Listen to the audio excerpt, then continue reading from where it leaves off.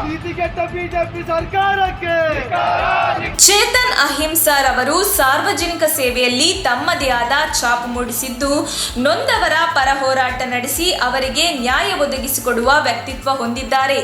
ಚೇತನ್ ಅಹಿಂಸಾ ಅವರ ಜೊತೆಗೆ ಪೊಲೀಸರು ದುರ್ವರ್ತನೆ ತೋರಿದ್ದು, ಅಕ್ರಮವಾಗಿ ಅಪಹರಿಸಿಕೊಂಡು ಹೋಗಿ ಅವರ ಮೊಬೈಲ್ ಸ್ವಿಚ್ ಆಫ್ ಮಾಡಿಸಿ ಪೊಲೀಸ್ ಗಿರಿಯನ್ನು ಪ್ರದರ್ಶಿಸಿರುವುದು ಖಂಡನೀಯ ಎಂದು ವಿವಿಧ ಸಂಘಟನೆಗಳ ಮುಖಂಡರು ಆಕ್ರೋಶ ವ್ಯಕ್ತಪಡಿಸಿದರು. ನಗರದ ಜಿಲ್ಲಾಧಿಕಾರಿಗಳ ಕಚೇರಿ ಮುಂದೆ ಪ್ರತಿಭಟನೆ ನಡೆಸಿದ ವಿವಿಧ ಸಂವಿಧಾನ ಪರ ಸಂಘಟನೆಗಳು ಸರ್ಕಾರದ ವಿರುದ್ಧ ಘೋಷಣೆಗಳನ್ನು ಕೂಗಿ ಕೂಡಲೇ ನಟ ಅಹಿಂಸಾ ಚೇತನ್ ಅವರನ್ನು ಬಿಡುಗಡೆಗೊಳಿಸಬೇಕು ಎಂದು ಒತ್ತಾಯಿಸಿದರು. ರಾಜ್ಯ ಎಡಬಲ ಸಮನ್ವಯ ಸಮಿತಿ ರಾಜ್ಯಾಧ್ಯಕ್ಷ ದಲಿತ ಮುಖಂಡ PN ರಾಮಯ್ಯ ಮಾತನಾಡಿ, ಸಾರ್ವಜನಿಕರ ಬಗ್ಗೆ ಕಾಳಜಿ ಇಲ್ಲದ ಸರ್ಕಾರ ನಟ ಚೇತನ್ ಅವರನ್ನು ನಿಗೂಢವಾಗಿ ಅರೆಸ್ಟ್ ಮಾಡಿದ್ದಾರೆ. ರಾಜ್ಯ ಸರ್ಕಾರಕ್ಕೆ ಕಾನೂನು ಸಂವಿಧಾನದ ಬಗ್ಗೆ ಕಾಳಜಿ ಇಲ್ಲ. ಇದು ಕೊಲೆಗಡುಕರ ಸರ್ಕಾರ, ಕದ್ದು ಆಡಳಿತ ಮಾಡುವಂತೆ ಕಾಣುತ್ತಿದೆ, ಅರಾಜಕತೆ ಸೃಷ್ಟಿಸುತ್ತಿದೆ ಎಂದು ಚೇತನ್ ಅವರನ್ನು ಬಿಡುಗಡೆಗೊಳಿಸದೆ ಹೋದರೆ ವಿಧಾನಸೌಧ ಮತ್ತು ಹೈಕೋರ್ಟ್ ಮುತ್ತಿಗೆ ಹಾಕಲಾಗುವುದು ಎಂದರು. ದಲಿತ ಸ್ವಾಭಿಮಾನಿ ರಾಜ್ಯಾಧ್ಯಕ್ಷ ಬಂಡೇಕುಮಾರ್ ಮಾತನಾಡಿ, ಪೊಲೀಸರು ಕಾನೂನು ಪಾಲಕರು ಅಥವಾ ಅಲ್ಲವೋ? ಇವರು ಯಾರದೋ ನಿರ್ದೇಶನದಲ್ಲಿ ಕೆಲಸ ಮಾಡುತ್ತಿದ್ದಾರಾ? ಇಂತಹ ಪೊಲೀಸ್ ವ್ಯವಸ್ಥೆಯಿಂದ ದಮನಿತರ ಪರವಾಗಿ ಹೋರಾಡುತ್ತಿರುವ ವ್ಯಕ್ತಿಗೆ ಹೀಗಾದರೆ ಇನ್ನು ದಮನಿತರಿಗೆ ಧ್ವನಿ ಇಲ್ಲದವರಿಗೆ ನ್ಯಾಯ ಸಿಗುತ್ತದೆ ಎನ್ನುವ ಅನುಮಾನಗಳು ಮೂಡುತ್ತಿದೆ. ಸಂವಿಧಾನದ ಅಡಿಯಲ್ಲಿ ಕೆಲಸ ಮಾಡಬೇಕಾದ ಪೊಲೀಸರು ಸಂವಿಧಾನದ ಆಶಯಗಳಿಗೆ ವಿರುದ್ಧವಾಗಿ ನಡೆದುಕೊಂಡಿದ್ದು, ಇಂತಹ ಹೇನ ಕೃತ್ಯ ಮಾಡಿರುವ ಅಧಿಕಾರಿಗಳನ್ನು ಕೂಡಲೇ ವಜಾಗೊಳಿಸಬೇಕು. ಮುಖ್ಯಮಂತ್ರಿ ಮನುವಾದ ಆಡಳಿತಕ್ಕೆ ಸಿಕ್ಕಿ ನಲುಗುತ್ತಿದ್ದಾರೆ. ಭಯದಿಂದ ಅನ್ಯಾಯದ ಆಡಳಿತ ನಡೆಸುತ್ತಿದ್ದಾರೆ. ಒಬ್ಬ ನ್ಯಾಯಾಧೀಶನ ವಿರುದ್ಧ ಕ್ರಮ ಕೈಗೊಳ್ಳಲು ಸರ್ಕಾರಕ್ಕೆ ತಾಕತ್ತಿಲ್ಲ. ಲಜ್ಜೆಗೆಟ್ಟ ಸರ್ಕಾರ, ನಮ್ಮ ಧಿಕ್ಕಾರವಿದೆ ಎಂದು ಆಕ್ರೋಶ ವ್ಯಕ್ತಪಡಿಸಿದರು. ಸಾಮಾಜಿಕ ಕಾರ್ಯಕರ್ತ ಚಿತ್ರನಟ ಜಟ್ಟಿ ಅಗ್ರಹಾರ ನಾಗರಾಜು ಮಾತನಾಡಿ, ನಟ ಅಹಿಂಸಾ ಚೇತನ್ ಅವರು ಹೆಸರಿನಂತೆ ಅಹಿಂಸೆಯನ್ನು ಧಿಕ್ಕರಿಸಿ ದಲಿತ ಹಾಗೂ ಹಿಂದುಳಿದ ವರ್ಗಗಳಿಗೆ ನ್ಯಾಯ ಕೊಡಿಸುವ ದೃಷ್ಟಿಯಿಂದ ಹೋರಾಟ ನಡೆಸುತ್ತಿದ್ದಾರೆ. ಅಂತವರನ್ನು ಪೊಲೀಸರು ಯಾವುದೇ ಬಂಧನ ವಾರೆಂಟ್ ನೀಡದೆ ಕ್ರಮ ಕೈಗೊಂಡಿರುವುದು ಖಂಡನೀಯ. ಕೂಡಲೇ ಅಹಿಂಸಾ ಚೇತನ್ ಅವರನ್ನು ಬಿಡುಗಡೆಗೊಳಿಸದೆ ಹೋದರೆ ಬೆಂಗಳೂರು ಬಂದ್ ಮಾಡಿ ಬೃಹತ್ ಪ್ರತಿಭಟನೆಯೊಂದಿಗೆ ವಿಧಾನಸಭಾ ಹಾಗೂ ಹೈಕೋರ್ಟ್ಗೆ ಮುತ್ತಿಗೆ ಹಾಕಲಾಗುವುದು ಎಂದರು. ಈ ವೇಳೆ ಜಿಲ್ಲಾಧಿಕಾರಿಗಳ ಬದಲಾಗಿ ಅಪರ ಜಿಲ್ಲಾಧಿಕಾರಿಗಳಾದ ಕೆ ಚೆನ್ನಬಸಪ್ಪ ಅವರು ಪ್ರತಿಭಟನಾಕಾರರ ಮನವಿ ಸ್ವೀಕರಿಸಿ ಕೂಡಲೇ ಕ್ರಮಕ್ಕೆ ಸರ್ಕಾರಕ್ಕೆ ಕಳುಹಿಸಲಾಗುವುದೆಂದರು. ಪ್ರತಿಭಟನೆಯ ಸಂದರ್ಭದಲ್ಲಿ ರಾಮಮೂರ್ತಿ, ಜಿಲ್ಲಾ ಮಾದಿಗ ದಂಡೋರ ಜಿಲ್ಲಾಧ್ಯಕ್ಷ ಆಟೋ ಶಿವರಾಜ್, ಅಂಬೇಡ್ಕರ್ ಯುವ ಸೇನೆ ಗಣೇಶ್, ರಂಗಸ್ವಾಮಿ, ಕೃಷ್ಣಪ್ಪ, ಸುರೇಶ್, ನಾಗರಾಜು, ಹನುಮಯ್ಯ, ಶಿವರಾಜ್ ಉಪಸ್ಥಿತರಿದ್ದರು. ಮುಂಭಾಗದಲ್ಲಿ ನಡೆದಿರುವಂತಹ ಪ್ರತಿಭಟನೆ ಇದು ಒಂದು ಈ ಕರ್ನಾಟಕ ರಾಜ್ಯದಲ್ಲಿ ನೋವಿನ ಸಂಗತಿಯಾದಂಥ ಒಂದು ಪ್ರತಿಭಟನೆ. ಯಾಕಪ್ಪ ಈ ಪ್ರತಿಭಟನೆ? ಈ ರಾಜ್ಯದ ಮುಖ್ಯಮಂತ್ರಿಗಳನ್ನ ನಾನೊಂದು ಕ್ವಶನ್ ಕೇಳಕ್ಕೆ ಇಷ್ಟಪಡ್ತೀನಿ. ಸನ್ಮಾನ್ಯ ಶ್ರೀ ಬಸವರಾಜ ಬೊಮ್ಮಾಯಿ ಅವರು ಸಾಮಾಜಿಕ ನ್ಯಾಯದ ಪರವಾಗಿರ್ತಿರೋದು ನಾವು ಅನ್ಕೊಂಡಿದ್ವಿ ನೀವು ಮುಖ್ಯಮಂತ್ರಿ ಆದಾಗ. ಆದರೆ ನೀವು ಮನುವಾದದ ಸಿಲುಕಿ ನಲ್ಲಾಡ್ತಿದ್ದೀರಾ ಅಂತ ಇವತ್ತು ಗೊತ್ತಾಗ್ತಿರೋದು ನಮಗೆ. ಮನುವಾದದ ಒಂದು ಪಕ್ಷಕ್ಕೆ ಸಿಕ್ಕಿ ನಲ್ಲಾಡ್ತಿದ್ದೀರಾ ಅಂತ ಹೇಳ್ಬಿಟ್ಟು ನಾವೆಲ್ಲ ಭಾವಿಸ್ತಾ ಇದ್ದೀವಿ. ಯಾಕಪ್ಪ ಅಂದರೆ ಗಣರಾಜ್ಯೋತ್ಸವ ದಿನ ಪ್ರಜಾಪ್ರಭುತ್ವವನ್ನು ಕೊಗೊಲೆ ಮಾಡಿದಂಥ ಒಬ್ಬ ನ್ಯಾಯಾಧೀಶ ಮಲ್ಲಿಕಾರ್ಜುನ್ ಗೌಡನ ವಿರುದ್ಧವಾಗಿ ಈ ರಾಜ್ಯದ ಮೂಲೆ ಮೂಲೆಯಲ್ಲಿ ಪ್ರತಿಭಟನೆ ನಡೀತು. ಆ ಮನುಷ್ಯನ ವಿರುದ್ಧವಾಗಿ ಒಂದೇ ಒಂದು ಕೇಸು ದಾಖಲಿಸಲಿಲ್ಲ, ಒಂದು ನ್ಯಾಯಯುತವಾಗಿ ಒಂದು ಸ್ಟೇಟ್ಮೆಂಟ್ ಕೊಡಲಿಲ್ಲ ನೀವು.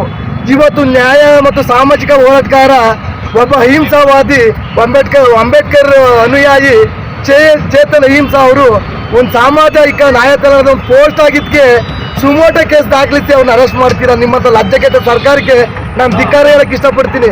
ಏಕಪ್ಪ ಅಂದರೆ ನ್ಯಾಯಾಧೀಶರ ವಿರುದ್ಧವಾಗಿ ತಿಂಗಳಾನ್ಗಟ್ಲೆ ನಡೀತದ್ರಿ ಸ್ಟ್ರೈಕ್ ಪ್ರತಿಭಟನೆ. ಅವಾಗ ಎಲ್ಲಿದ್ರಿ ನಿಮ್ಮ ಸರ್ಕಾರ?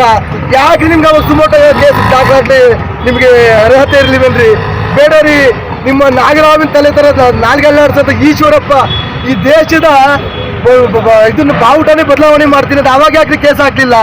ಒಬ್ಬ ನ್ಯಾಯವಾದಿ, ಒಬ್ಬ ಕೋಮು ಶಕ್ತಿಯ ವಿರುದ್ಧ ಹೋರಾಡ್ತಿರುವಂಥ ಚೇತನ್ ಅಹಿಂಸಾ ಒಬ್ಬ ಅಂಬೇಡ್ಕರ್ ವಾದಿನ ಅದು ಏಕಾಕಿ ಅವ್ರನ್ನ ಮನೆಗೆ ನುಗ್ಗಿಸಿ ಒಬ್ರಿಗೂ ಅವ್ರ ಕಡೆಯವ್ರಿಗೆ ತಿಳಿಸ್ತಾನೆ ಅವ್ರು ಕರ್ಕೊಂಬಂದು ನೀವು 14 ದಿನ ನ್ಯಾಯ ಬಂಧನಕ್ಕೆ ಕೊಡ್ತೀರಾ ಅಂದರೆ ನಿಮ್ಮ ಅಜ್ಜೆಗೆಟ್ಟ ಸರ್ಕಾರಕ್ಕೆ ನಮ್ಮ ದಲಿತ ವರ್ಗಗಳು ಧಿಕ್ಕಾರ ಕೂಗ್ತಾ ನಾವು ಈ ರೀತಿ ಉಗ್ರವಾಗಿ ಪ್ರತಿಭಟಿಸುವ ಕಾಲ ಈಗ ಬಂದಿದೆ ಅಂತ ಹೇಳ್ತಾರೆ. ಈ 2 ಮಾತುಗಳು ಮುಗಿಸ್ತಾ ಇದ್ದೀನಿ.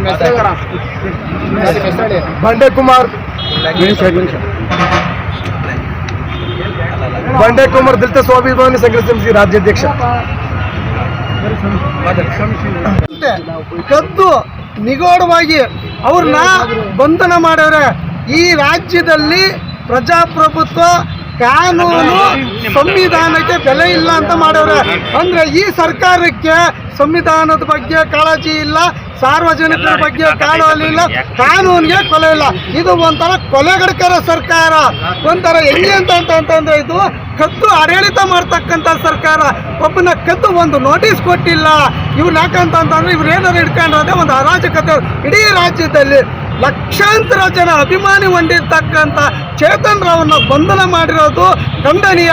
ಇಡೀ ರಾಜ್ಯದಲ್ಲಿ ಇವತ್ತು ದಲಿತರು, ಹಿಂದುಳಿದವರು, ಅಲ್ಪಸಂಖ್ಯಾತರು, ಮುಂದುವರೆದ ಲಿಂಗಾಯತ ಆಗಿರೋದು, ಗೌಡರು ಆಗಿರೋದು, ಬ್ರಾಹ್ಮಣರು ಸಮೇತ ಅವ್ರ ಅಭಿಮಾನಿಗಳು ಅವರೇ ಇವತ್ತು ತಿಳ್ಕೊಬೇಕು. ಸರ್ಕಾರ ಕೂಡಲೇ ಏನು ಬಂಧಿಸಿದಿರ ನೀವು ಚೇತನ್ ಅವರ ಕೂಡಲೇ ಬಿಡುಗಡೆ ಮಾಡಬೇಕು. ಇಲ್ಲ ಅಂತಂದ್ರೆ ಮೊನ್ನೆ ಏನು ಸಂವಿಧಾನಕ್ಕೆ ಮಲ್ಲಿಕಾರ್ಜುನಗೌಡರು ಏನು ಅವಮಾನ ಮಾಡಿದ್ರು, ಬೆಂಗಳೂರಿನಲ್ಲಿ ನಡೆದಂಥ ಬೃಹತ್ ಪ್ರತಿಭಟನೆ ಇಡೀ ರಾಜ್ಯಾದ್ಯಂತ ನಡೆದಾಗ ಏನು ಜನ ಸೇರಿದ್ರು, ಅದೇ ರೀತಿ ಒಗ್ಗಟ್ಟಾಗೋದ್ರ ಮೂಲಕ ದಲಿತರು, ಹಿಂದುಳಿದು, ಅಲ್ಪಸಂಖ್ಯಾತರು, ರೈತ ಸಂಘಟನೆ, ಪ್ರಗತಿಪರ ಸಂಘಟನೆಗಳು, ವಿದ್ಯಾರ್ಥಿಗಳು, ಮಹಿಳಾ ಸಂಘಟನೆಗಳು ಎಲ್ಲ ಸೇರೋದ್ರ ಮೂಲಕ ಏನು ವಿಧಾನಸೌಧ ಮುತ್ತಿಗೆ ಮತ್ತೆ ನ್ಯಾಯಾಲಯಕ್ಕೆ ಮುತ್ತಿಗೆ ಹಾಕ್ಬೇಕಾಗ್ತದೆ. ನ್ಯಾಯಾಲಯದ ಘನತೆಯನ್ನು ಕಾಪಾಡಬೇಕಂದ್ರೆ, ಸರ್ಕಾರದ ಘನತೆಯನ್ನು ಕಾಪಾಡಬೇಕಂತಂದ್ರೆ ಕೂಡಲೇನೆ ಚೇತನ್ ಅವರ ಬಿಡುಗಡೆ ಮಾಡಬೇಕು. ಯಾಕಂದ್ರೆ ಸುಮೋಟೋ ಕೇಸನ್ನು ಹಾಕಬೇಕಾದ್ರೆ ಇವತ್ತು ಸಂವಿಧಾನದ ವಿರುದ್ಧ ಮಾತಾಡವ್ರೆ, ಸರ್ಕಾರದ ವಿರುದ್ಧ ಮಾತಾಡವ್ರೆ, ಇವತ್ತು ಕಾನೂನುಗಳ ವಿರುದ್ಧ ಮಾತಾಡ್ತಾವ್ರೆ, ಹಿಂದೂ ಮುಸ್ಲಿಂ ಕೋಮುಗಲಭೆಯನ್ನು ಪ್ರಚೋದನೆ ಮಾಡ್ತಾರೆ. ಅಂಥವ್ರ ಮೇಲೆ ನಿಮಗೆ ತಾಕತ್ತಿಲ್ಲ. ನೀವು ಸುಮೋಟೋ ಕೇಸ್ ಹಾಕ್ಬೇಕಾದ್ರೆ ಸಿಟಿ ರವಿ ಮೇಲೆ ಹಾಕ್ಬೇಕು, ನೀವು ಯಾರ ಮೇಲೆ ಶೋಭಕರಂದ್ರ ಮೇಲೆ ಹಾಕ್ಬೇಕು, ಯಾರು ಈಶ್ವರಪ್ಪನ ಮೇಲೆ ಹಾಕ್ಬೇಕು, ಇನ್ನೂ ಏನು ಪ್ರತಾಪ್ ಸಿಂಹನ್ ಮೇಲೆ ಹಾಕ್ಬೇಕು, ಇವ್ರು ಮಲ್ಲಿಕಾರ್ಜುನ ಗೌಡನ ಮೇಲೆ ಹಾಕ್ಬೇಕು. ನಾನಾ ರೀತಿಯಲ್ಲಿ ಮಾತಾಡ್ತಾರೆ ಇವರು. ಇದೆಲ್ಲ ಸುಮೋಟೋ ಗೊತ್ತಿಲ್ವಾ ನಿಮ್ಗೆ? ಯಾಕಂತಂದ್ರೆ ಒಬ್ಬ ಹೋರಾಟಗಾರ ಎಲ್ಲಾ ಜಾತಿ ಜನಾಂಗದ ಪರವಾಗಿ ಹೋರಾಟ ಮಾಡ್ತಾರ. ಅದಕ್ಕೆ ಈ ಹೋರಾಟವನ್ನು ಹತ್ತಿಕ್ಕಬೇಕು. ನೀವು ಹೋರಾಟ ಹತ್ತಿಕ್ಕಾಗಲ್ಲ. ಇನ್ನು ಎಲ್ಲ ಈ ದೇಶದ, ಈ ರಾಜ್ಯದ ಜನ ಕೇಳಿದ ಬಂಧುಗಳಾಗಿ ಕೊನೆಯದಾಗಿ ಮಾತನ್ನ ಹೇಳ್ತೀನಿ. ಈ ದೇಶದಲ್ಲಿರ್ತಕ್ಕಂಥ ಪ್ರಧಾನಿಗಳು ಮೌನ ವಹಿಸವ್ರೆ, ಈ ದೇಶದಲ್ಲಿರ್ತಕ್ಕಂಥ ಗೃಹ ಮಂತ್ರಿಗಳು ಮೌನ ವಹಿಸವ್ರೆ, ಈ ದೇಶದಲ್ಲಿರ್ತಕ್ಕಂಥ ರಾಜ್ಯಪಾಲರುಗಳು ಮೌನ ವಹಿಸವ್ರೆ. ಈ ರಾಜ್ಯದಲ್ಲಿ ರಾಜ್ಯಪಾಲರು ಆಡಳಿತ ನಿಷ್ಕ್ರಿಯ ಆಗೈತೆ, ಮುಖ್ಯಮಂತ್ರಿ ಆಡಳಿತ ನಿಷ್ಕ್ರಿಯ ಆಗೈತೆ, ಏನು ಈ ಎಲ್ಲ ರಾಜ್ಯದ ಸಂಪೂರ್ಣವಾಗಿ ನಿಷ್ಕ್ರಿಯ ಆಗೈತೆ. ಕೂಡಲೇ ಈ ನಿಷ್ಕ್ರಿಯಗೊಂಡಿರ್ತಕ್ಕಂಥ ಸರ್ಕಾರವನ್ನು ಎಚ್ಚರಿಸೋಕ್ಕೆ ಇವತ್ತು ನಾವೆಲ್ಲ ಸೇರ್ತೀವಿ. ದಲಿತರು, ಹಿಂದುಳಿದು, ಅಲ್ಪಸಂಖ್ಯಾತ, ರೈತ ಎಲ್ಲ ಸೇರ್ಕೊಂಡು ಸರ್ಕಾರಕ್ಕೆ ಎಚ್ಚರಿಕೆ ಕೊಡ್ತಾ ಇದ್ದೀವಿ. ಕೂಡಲೇ ಚೇತನ್ ಅವರು ಬಿಡುಗಡೆ ಮಾಡಬೇಕಂತ ಹೇಳಿ ನಾನು ಈ ಸಂದರ್ಭದಲ್ಲಿ ಒತ್ತಾಯ ಮಾಡ್ತಾ ಇದ್ದೀನಿ.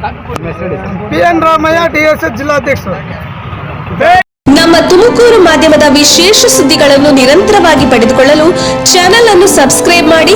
ಕ್ಷಣ ಕ್ಷಣದ ಸುದ್ದಿಗಳಿಗಾಗಿ www.nammathumakuru.com ಗೆ ಭೇಟಿ ನೀಡಿ.